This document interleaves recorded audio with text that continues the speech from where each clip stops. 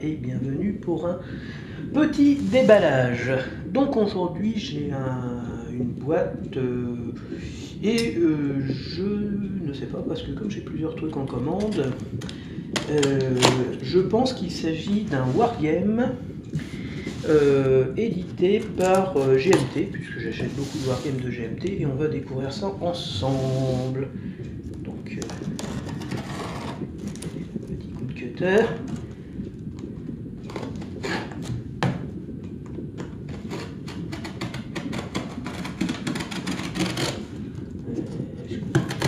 Vraiment pas bien le voir. Bon, je reconnais le bout de polystyrène, donc ça doit être GMT, c'est bien GMT, et donc on va dire qu'il doit s'agir d'un wargame effectivement sur la guerre sous-marine. Hop hop hop. Yes, gagné. Voilà, bon, ça ne va pas tenir debout. Si. Donc, le jeu s'intitule The Hunter. Alors, c'est un jeu qui est édité par GMT, mais qui est produit par ComSim. ComSim, c'est la boîte qui produit le jeu.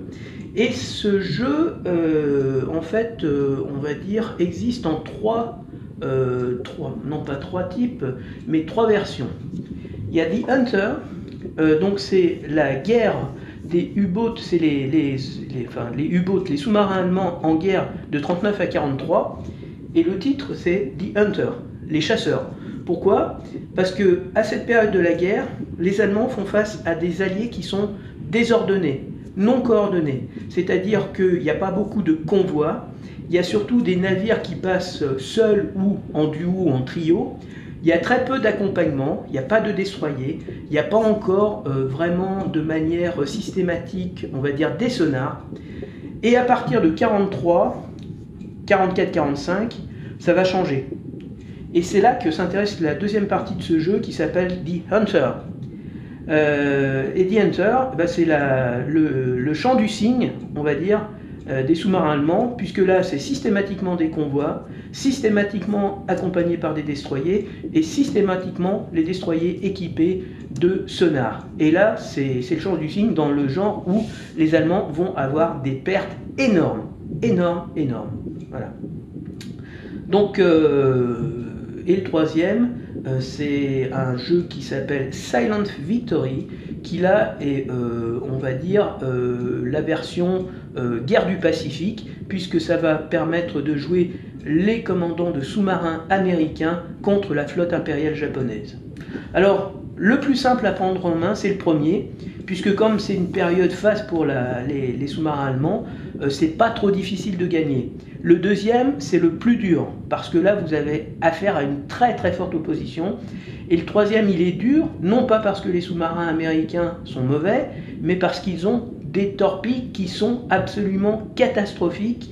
Les dud torpedoes, c'est-à-dire les torpilles qui n'explosent pas, c'est plus de 80% d'échecs à l'explosion. La mise à feu ne se fait pas, bref, c'est une catastrophe. Et donc, d'où la nécessité pour les sous-marins de s'approcher très près et presque, voilà, donc c'est absolument pathétique. Alors, on va ouvrir. Hop là, un petit coup ici, on tire là, et on va enlever le film plastique qui protège tous les jeux GMT. Si j'arrive à le prendre, parce que franchement, j'ai l'air d'un imbécile. Voilà.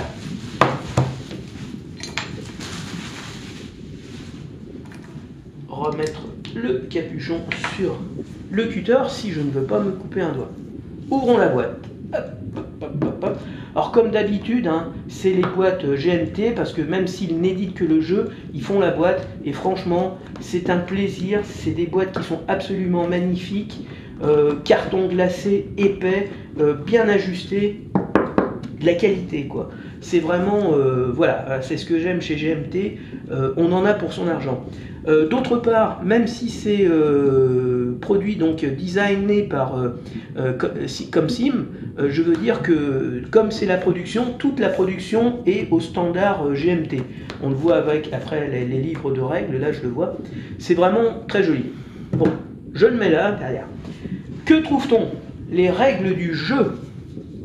Donc l'introduction, comment jouer le jeu, l'équipement du jeu, le setup, donc c'est-à-dire comment commencer un jeu, ce qu'il faut installer, how to win the game, donc finir le jeu, déterminer la victoire, les séquences de jeu, donc conduire une patrouille, les types de rencontres dans une patrouille, le combat, les damages. Les damages, donc ça peut être à la flottaison, les engins, le hull, c'est la coque, hein.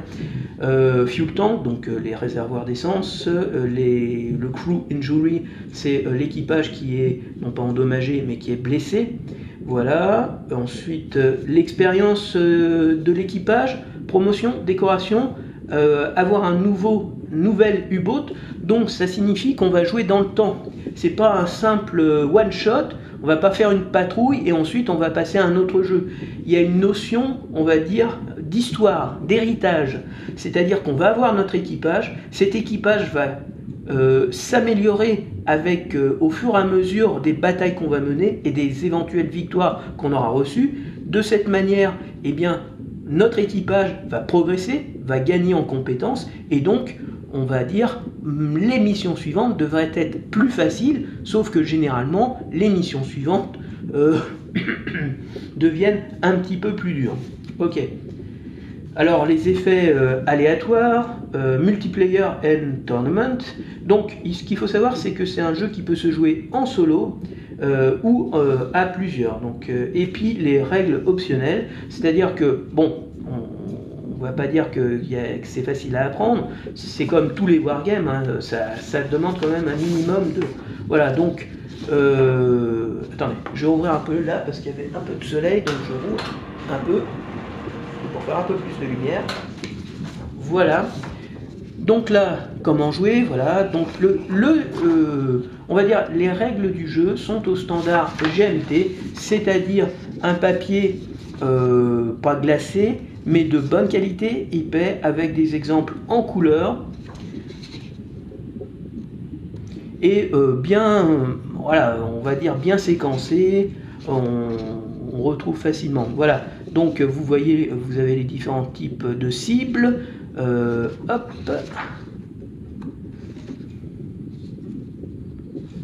Voilà, patrouille. Donc la patrouille, donc on est en transit, on est dans l'Atlantique, on est à transit encore. Et puis voilà, donc il y a, bon, je connais pas tellement, enfin, je connais pas du tout les règles du jeu, mais voilà. Et puis vous avez le log sheet, donc on va dire que c'est le livre de bord. Et donc là vous avez tous les noms de sous-marins historiques, hein. Donc West, Kurfürst, Sud, Hammer, Groningen, Kurfürst, un deuxième, Markgraf, Bosenmüller, Seawolf, Brandebourg, Léopard, Puma, Strex, Valation, là. Voilà, donc c'est quelque chose. Et ensuite vous avez les types de sous-marins. Donc pour les connaisseurs, le 7A, le 7B, le 7C, le 7D, le 7 flak, le 9. Et le 9, vous avez le A, le B et le C. Donc voilà. Donc j'imagine que vous avez le type, voilà. Et puis vous avez par exemple les commandants des historiques, hein, donc des gens, Otto Kretschmer, Wolfgang Luth,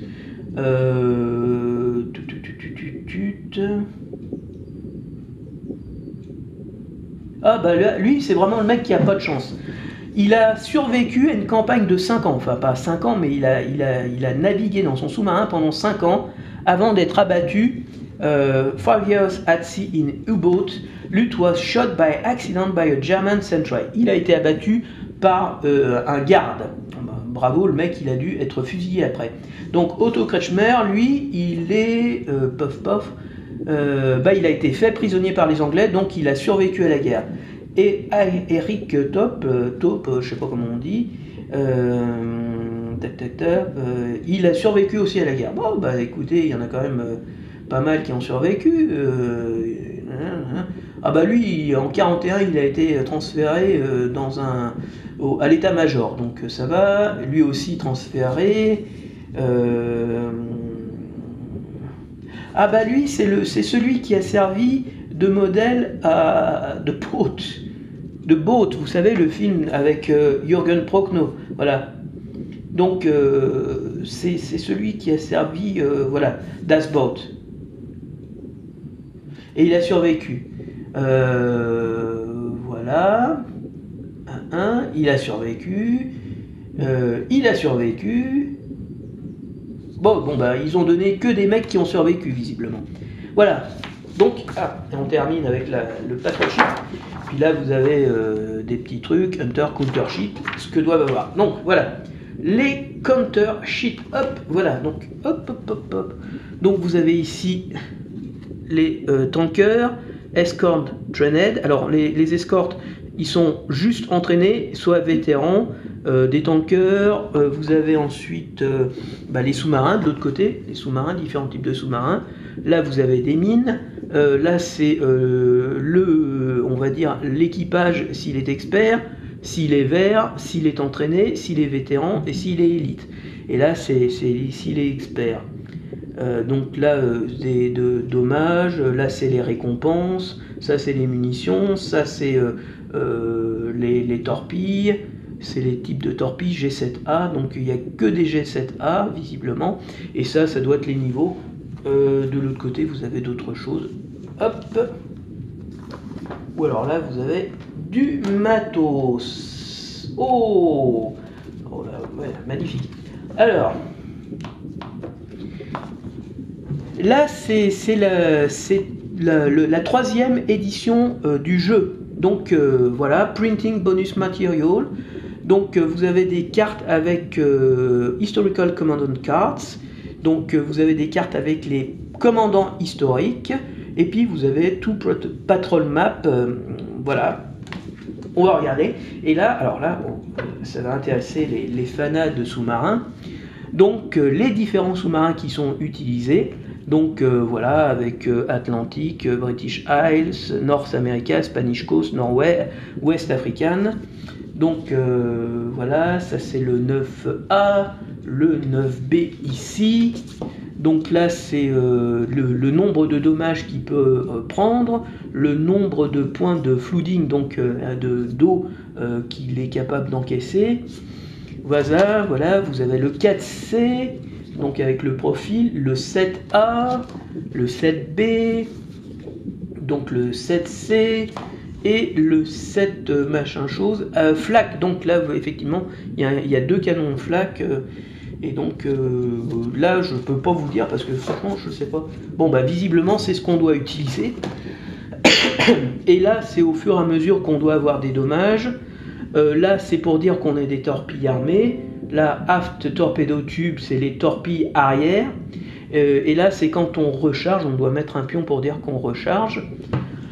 Là c'est tout que voilà, le crew statut, c'est pour dire dans quel état se trouve l'équipage.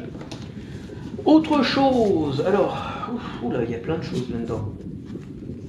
Alors donc là c'est une liste optionnelle Large Freighter Target Roster. Donc le roster en fait c'est la liste des larges on va dire freighter, comment on pourrait dire ça, c'est des bateaux de transport. Donc ça c'est des grands bateaux de transport, des petits bateaux de transport, et le roster c'est la liste de voilà, et il y a des noms, donc c'est le Isalv Haven Aftor, voilà, et c'est sur un rôle. Donc par exemple si vous faites un 46 et que vous avez, par exemple, on va vous dire que c'est un petit freighter, un petit transport, et que vous faites un 40, vous allez avoir le Kavak qui fait 2800 tonnes. Voilà. Là, vous avez les random events, donc les événements aléatoires, c'est un des 12. Donc vous avez man overboard, donc un homme à la mer, on va dire. Caught unawares, alors donc ça je pense que ça veut dire que vous avez été pris un peu le pantalon bas des chevilles, en gros vous êtes en train de recharger vos batteries, vous êtes donc à l'air libre et vous avez un avion, un bombardier qui vous pique dessus, donc bah voilà, bien d'ailleurs c'est aircraft attack, voilà, out of the sun, donc vous ne le voyez pas arriver et vous êtes gros gens comme devant et vous savez que vous allez vous prendre des dégâts. Alors le compas tombe en rade, donc c'est-à-dire que ce qui vous sert à vous diriger n'existe plus, donc il va falloir se diriger aux étoiles, ça veut dire qu'il va falloir faire surface longtemps pour se donner. Donc là, supérieur torpedo, bah, vous allez avoir des torpilles de qualité supérieure, donc je pense qu'elles seront meilleures. Donc là, vous avez des pièces de rechange, spare part received from sister ship. Vous avez des pièces de rechange qu'un navire, qu'un autre navire de votre même classe va vous donner. Als und Beibruch, neck and leg break, good luck. Donc voilà, c'est pour avoir bonne chance. Luftwaffe Recon, donc ça parle de lui-même. Donc ça c'est break loose, severe storm, donc une swim call. Voilà, donc ok. Donc là, vous avez des tankers, North America Target Roster, Small Fighter, Large Fighter, Tanker. Donc là des tankers, là aussi des Small Fighter. Donc ça c'est un des 10 plus un des 10.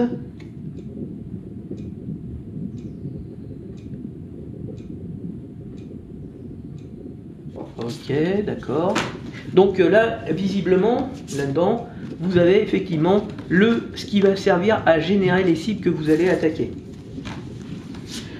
Ensuite, U-Boat Damage and Repair Charts. Donc effectivement, on va dire que sur un jet de dés, 1 à 2, il va être réparé, 3 à 6, il va être cassé définitivement. Ok, donc là c'est Boat Torpedo Deck Gunfire Chart. Donc ça c'est quand vous faites surface et que vous allez utiliser le deck gun, c'est-à-dire le canon de 88 qui est sur le... donc il faut être à l'air libre. Alors les Torpedo Dud Chart, Torpedo Dud, bah, c'est les fameuses les torpilles qui sont inefficaces, c'est-à-dire qu'elles ne vont pas exploser. Donc là c'est sur 1, 2 et en 1941, donc c'est sur 1 ou 2 il y a un problème. Pour les électriques c'est 1, 3 jusqu'en 40, en 40 et en 41 c'est 1. Donc ça veut dire que c'est très très rare, alors que sur les Américains c'est le contraire. Donc Escort Detection Chart, Escort Air Attack Chart.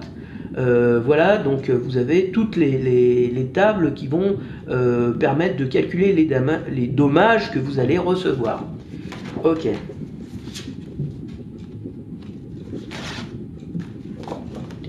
Donc ça c'est Encounter Chart, U-Boat Patrol Assignment. Donc là vous lancez 2d6 et en fonction du résultat, et ben, vous allez avoir un de ces trucs là. Donc aircraft encore, flak attack versus aircraft. Donc si vous faites, vous voyez, c'est quand même 3 ou moins vous le descendez, vous avez 50% de chance de le descendre, 4, 5 vous l'endommagez, 6 ou plus vous le ratez, c'est 2d6 hein. Ah oui, c'est sur 2d6. Donc le descendre de 1 à 3 c'est 1 plus 2 ou 1 plus 1, 2 plus 2 ça fait endommager, c'est tout. Donc c'est pour vous dire que dans le jeu, quand ils vous détruisent systématiquement un avion ou très facilement, la réalité était beaucoup plus difficile. Voilà, donc ça c'est le générateur de patrouille et ça c'est le générateur de rencontre.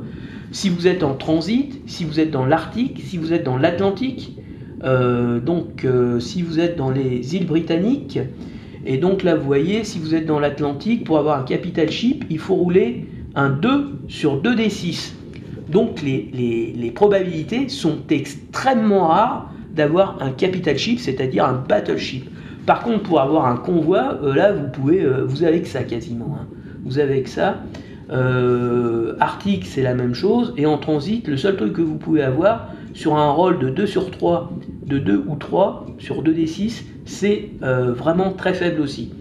Donc dans les Caraïbes, les côtes espagnoles, le plus embêtant finalement, c'est la Norvège, où vous avez quasiment systématiquement ship plus escorte, tout ship plus escorte, voilà, aircraft, la Méditerranée, l'Amérique du Nord, ouais, bon, tout ship, tanker, voilà, bon, ok.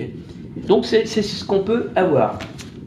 Ensuite, eh ben, les différentes cartes, enfin 2 cartes, donc qui représentent, on va dire, les zones de jeu. Donc effectivement, vous allez sortir sûrement de France, Frankreich, ou alors ici, ça c'est la zone de transit qui va vous permettre d'aller dans les British Isles, voilà. Et ensuite vous êtes à nouveau en transit si vous allez là. Ou alors vous allez aller ici, transit, et là vous êtes en North America.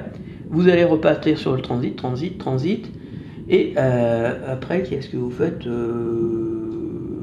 J'en sais rien. Spanish Coast, c'est ici, voilà. Donc ça, c'est la carte, on va dire, européenne.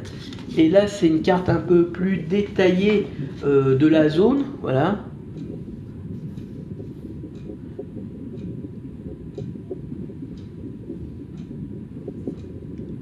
Donc l'Amérique du Nord, le Groenland, l'Angleterre, voilà, la France, l'Espagne, l'Afrique, l'Amérique du Sud, le Brésil. Donc vous pouvez faire des campagnes sur le Brésil. Vous commencez ici, vous repartez par là.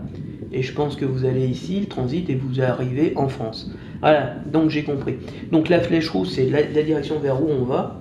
Ok. Donc ensuite, U-Boat Combat Mat. Ah voilà, donc là c'est la carte sur laquelle le combat va se dérouler. Donc vous pouvez avoir jusqu'à 4 cibles. Et là, ça va être torpedo or gun attack. Voilà. Et incoming on U-Boat. Donc ça c'est les coups qui arrivent sur le U-Boat. Vous pouvez en avoir 5 au maximum. Donc air attack, escorte, Wolfpack. Et s'il y a une escorte, et sinon les 4 types de cibles.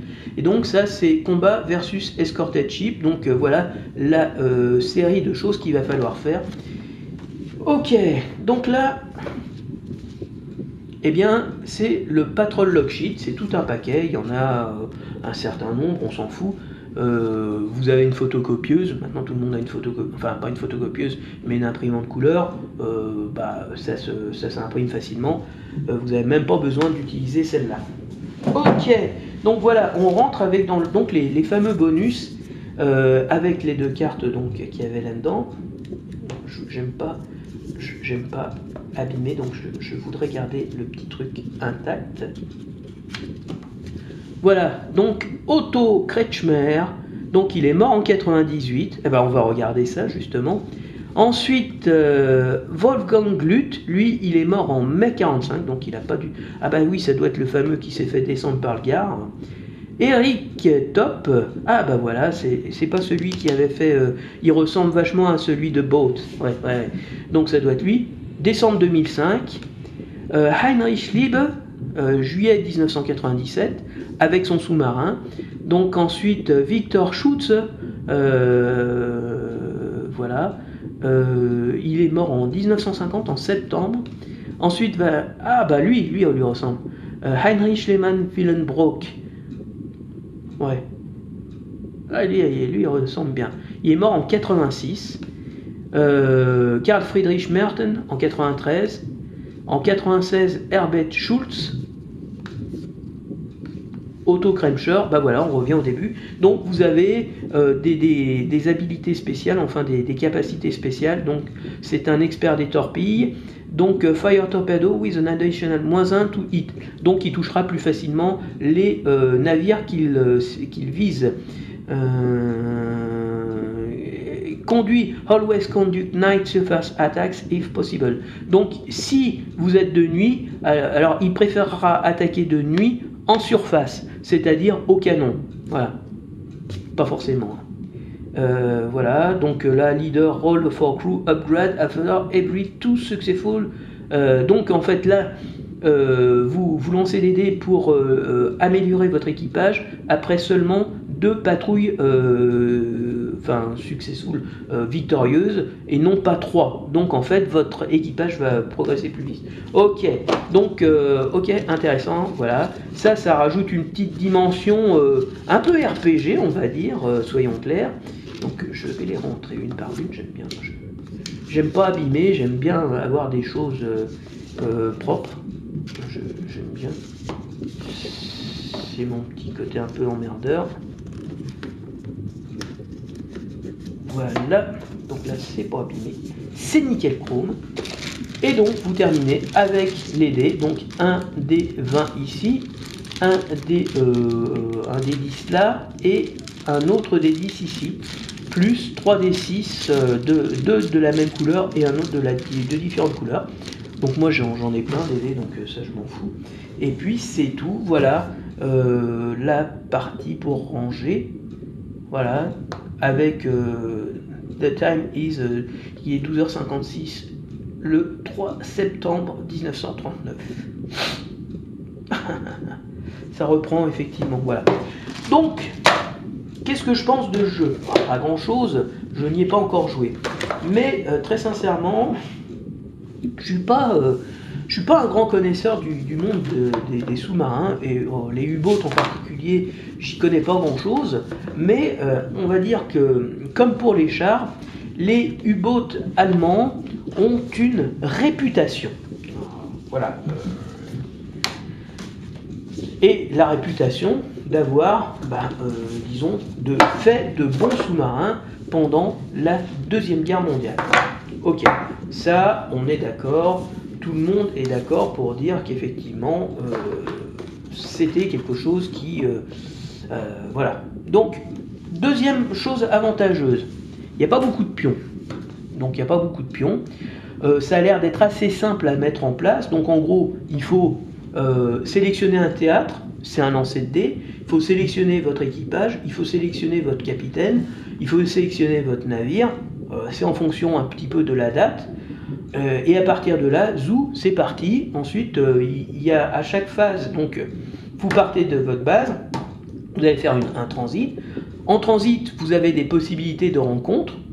Et en fait, vous allez faire votre patrouille, vous allez rentrer. Et donc, ça doit être relativement rapide aussi à jouer. Donc, c'est pas quelque chose qui va prendre, on va dire, 3 plombs. Clairement, c'est un jeu qui va se jouer... je sais pas, moi je dirais 1 heure, 1 heure et demie, mais voilà, enfin, je pense qu'au début, ça va être plutôt long, mais vous voyez quand même, complexité donc peu basse à modérée. Le temps moyen, c'est 2 à 3 heures quand même, donc oui, après, on va dire qu'il y a les combats, et les combats sont peut-être un petit peu plus complexes. C'est à partir de 14 ans, donc suitable for solitaire play very high, c'est normal puisqu'à la base c'est quand même un jeu, je crois, solitaire, et la rejouabilité very high, effectivement, puisqu'il y a une grande part de hasard, puisque en gros, toutes les menaces sont générées aléatoirement. Donc une patrouille que vous allez faire sur les côtes anglaises pourra être pratiquement un combat à chaque déplacement, alors que le suivant pourra se faire sans aucun combat, ou simplement vous serez attaqué par un avion dans une zone de transit, alors que les 2 précédentes, vous avez été complètement pépère. Voilà, donc c'est quelque chose qui effectivement, et ça c'est important, la rejouabilité, une grande rejouabilité, parce que si vous avez joué une fois le wargame, c'est un peu le cas des wargames, on va dire historiques, hein, la bataille de France, le machin, le bidule, la bataille de... Voilà, généralement on connaît les résultats, on joue, alors on peut effectivement essayer de changer le résultat en essayant de changer les manœuvres que vous allez faire à vos troupes, mais grosso modo, une fois que vous avez joué la bataille, vous avez joué la bataille, et ce qu'il peut y avoir, c'est des what if, c'est-à-dire qu'est-ce qui se serait passé si il y avait telle unité en plus, ou si du côté des adversaires, ces unités-là n'avaient pas été présentes ou étaient arrivées plus tard. Voilà. Donc c'est les seules variantes ou variables qu'on peut avoir qui peuvent donner, on va dire, un peu de piment et changer véritablement le fond du jeu. Sinon, c'est voilà, le problème d'une bataille historique, c'est qu'elle demeure historique et on en fait vite le tour. Ça, franchement, oui, je pense que je vais aimer parce que c'est comme mon jeu tank duel là. Vous n'arrêtez pas de jouer. Après, vous avez votre équipage, il meurt pas, vous avez un coup de malchance, le char se fait exploser alors que vous aviez un bon équipage. Non, c'est un jeu voilà, qui va être intéressant parce que, 2-3 heures, de toute façon, c'est pas très long, on va dire. Je pense qu'effectivement, 2-3 heures, c'est quand on va faire les premiers jeux, parce que là, il faut avoir les règles à côté. Mais ça peut, après, si on maîtrise bien, on va dire, ça peut aller plus vite. Voilà, donc The Hunter, le premier jeu donc d'une série de 3 jeux sur la guerre sous-marine. Alors, sans doute, je n'achèterai pas le deuxième parce que le deuxième, franchement, clairement, il faut être masochiste pour le jouer parce que les chances de victoire sont tellement faibles que c'en est vraiment risible. Voilà. Par contre, le troisième, Silent Victory, ça pourrait plus m'intéresser, ne serait-ce que pour jouer les navires américains et surtout pour voir justement à quel point le mythe des sous-marins américains était complètement pipoté, puisqu'en fait, pendant très longtemps, leurs torpilles étaient incapables d'exploser et donc de détruire le moindre navire. Donc ça contredit un petit peu le mythe de la flotte sous-marine américaine toute puissance qui en fait ne coulait pas de navire faute d'armement adéquat et surtout d'armement capable de détruire leur cible. Donc moi, clairement, c'est un jeu que je vais adorer. La mer, c'est pas mon élément naturel, hein. Je suis pas un grand fan de la mer. Moi, dans mon on va dire mon top 10, hein, mon top 3, mon top 3, clairement, c'est blindé, avion, les navires sont en dernier parce que j'ai pas cette culture. Du côté familial, je suis aveyronais, hein, donc je suis un plouc, moi je suis de la terre, donc j'aime bien toutes les choses terriennes. Hein, j'aime pas les trucs humides où je risque de couler. Voilà, clairement, je suis pas un grand fan de la marine. Cependant, ce jeu vraiment, je le trouve intéressant. D'une part parce qu'il se joue tout seul et vous n'avez pas forcément quelqu'un sous la main tout le temps. Je pense qu'il est relativement facile à prendre en main, d'après ce que j'ai pu voir, hein, et à mon avis quand même les parties se font assez rapidement, même si c'est marqué 2-3 heures, on va dire que c'est quand même pas très long contre certains wargames où 2-3 heures c'est le temps que vous mettez pour faire un tour, parce que le temps de bouger vos 2000 pions, voilà, et donc là votre wargame il est à la cave ou dans le garage, dans une pièce où vous avez interdiction aux autres membres de la famille de rentrer sous peine de se prendre une tatane mémorable, parce que ouvrir et faire un courant d'air et tous vos pions se retrouvent partout, alors là c'est la mort, parce que vous auriez perdu 2 heures pour faire un tour pour vous retrouver avec des pions dispersés de tous les côtés. Surtout que dans certains scénarios, dans certains wargames où vous avez plusieurs unités qui peuvent s'empiler avec différents états, exhausted ou en train de ravitailler ou en cours de ravitaillement, ou alors le mec il replie, voilà, vous avez des fois des trucs avec 5, 6, 7, 8, 9, 10 pions, enfin vous avez des vrais tours. Si tout se mélange, alors là c'est le suicide, hein, directement. Donc ça, franchement, il est super simple. Il y a une planche de pions, on met des pions pour faire évoluer la situation, mais c'est super simple à côté de certains wargames. Franchement, c'est hyper simple à prendre en main. Donc ouais, bonne chose. Et puis c'est la qualité GMT, même si ce n'est pas GMT qui fait le jeu, c'est produit par GMT, c'est édité par GMT, et franchement, c'est toujours de la bonne cam. Moi, je trouve que j'ai jamais été déçu par un jeu GMT. C'est toujours beaucoup de plaisir. Et pour celui qui aime l'histoire, pour celui qui aime la véritable histoire, pour celui qui aime un peu revivre à travers ces jeux-là, très légèrement. Mais là, je pense que effectivement, c'est un jeu immersif, quoi. Bon, alors là, je sais que les mecs vont me dire, oula, mais un jeu immersif, c'est un jeu en 3D sur un grand écran. Non, mais on peut aussi être immersif dans sa tête. Avant qu'il y ait des jeux, il y avait des livres, et les livres, lisez. Moi, je veux dire que mon plus grand souvenir que j'ai de lecture, c'est Martin Durward. Et franchement, c'est quelque chose qui m'a fait rêver.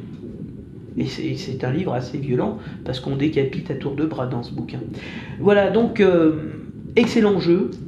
Moi, je pense que c'est vraiment voilà, un bon jeu. C'est un bon éditeur.